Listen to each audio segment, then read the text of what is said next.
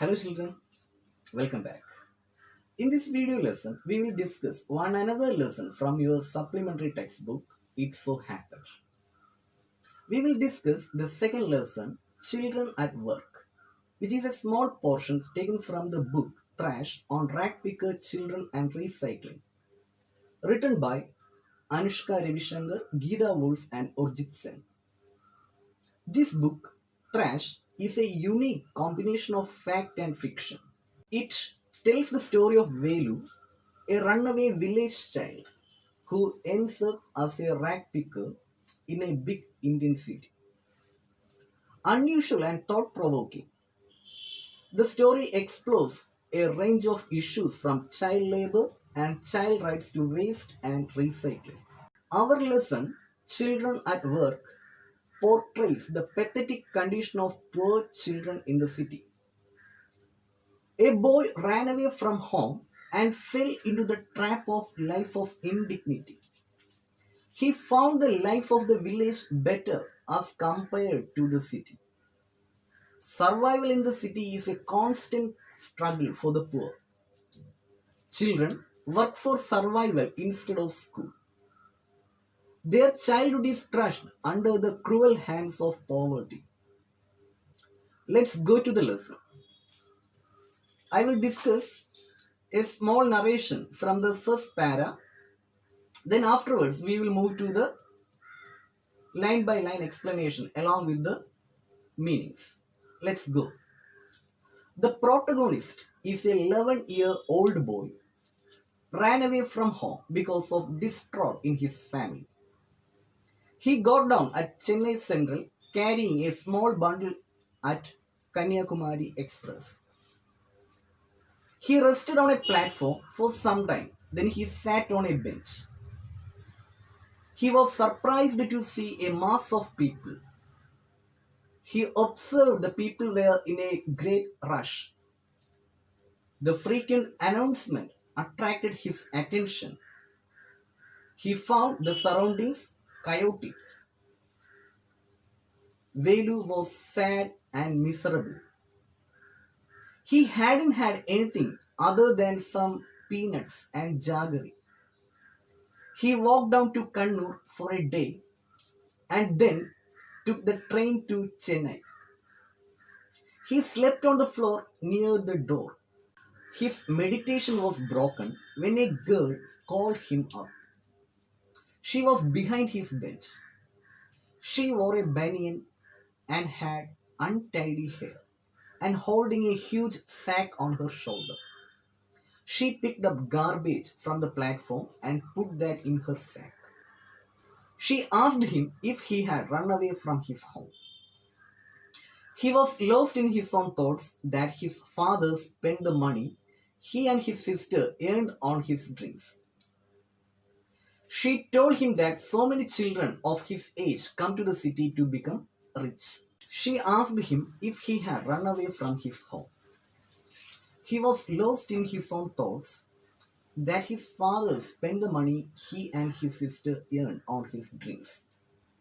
She told him that so many children of his age come to the city to become rich.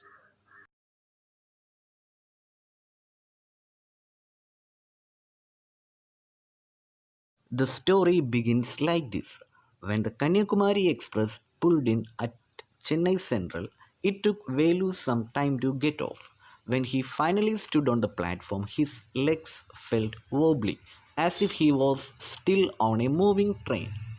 Oh, out of the way, a porter went by with loaded trolley. Velu jumped aside. He sat on a bench on the platform, putting his small bundle down. In all his 11 years, he had never seen so many people except once a year at the fair in his village. People walked by bumping into him with their suitcases. A voice announced something on a loudspeaker. This means when the Kanyakumari Express stopped at the Chennai Central Station, Velu get down from the train. But his legs were unsteady, as if he was now also traveling. When he get on the railway platform, he found that the place is too much crowded. He had never seen this much of people in his 11 years of age, other than once at the village festival. He also heard too much of noise from the announcement at the railway station. Near him, a group of people sat on their luggage looking at a TV hanging from the roof. The noise was terrible. Velu put his head down on his knees, feeling miserable and exhausted. He had run away from his village 2 days ago. For 2 days, he had eaten nothing but some peanuts and a piece of jaggery. In his bundle, he carried a shirt, a towel, and a comb. He had walked for most of the first day to Kannur and then got on the train to Chennai. Velu had no money for a ticket, but luckily the ticket collector didn't come to the unreserved compartment. He had tried to sleep on the floor near the door. A group of men next to him played cards and shouted all night. Hey, what new to town, yeah? Called out on a rough voice. Velu opened his eyes. There were a lot of people standing around, but nobody was looking at him. Here it tells about the miserable condition of Velu. For the last 2 days, he hadn't eaten anything other than a piece of jaggery and some peanuts. Also, he had carried only a shirt, towel, and a comb to reach this big city. Then it tells that he traveled in the unreserved compartment without taking ticket. Luckily, the ticket collector didn't come to that unreserved compartment. In the train, he was not able to sleep, as when he tried to sleep on the floor, a group of men who were playing cards made fun of him. They shouted at him. Hey, what new to town? Yeah, called a rough voice. Velu opened his eyes. There were a lot of people standing around, but nobody was looking at him. Hey, hey! He turned around. Behind him was a girl around his own age, wearing a long banyan that came down to her knees. Her hair was stiff and brownish, and she had a huge sack on one shoulder. She was picking up dirty plastic cups from the floor. That time, Velu heard a sound asking him, Are you new to the town? When he looked around, all the people are doing their works and they were busy in their things. And he saw a girl who was about his own age is looking at him, and she is the one who asked. That girl was wearing a long banyan and that dress came up to her knees. Her hair seemed to be very stiff and brownish without oil. That girl was carrying a sack on her one shoulder, and meanwhile she was collecting plastic cups and stuffing it into the sack. Why was she calling me? Thought Velu. And why is a girl wearing a banyan? No need to stare stupidly. What is your name? Velu muttered. Velu, looking away. So, Mr. Velu, said the girl, looking at his bundle. Run away from home. Velu didn't answer.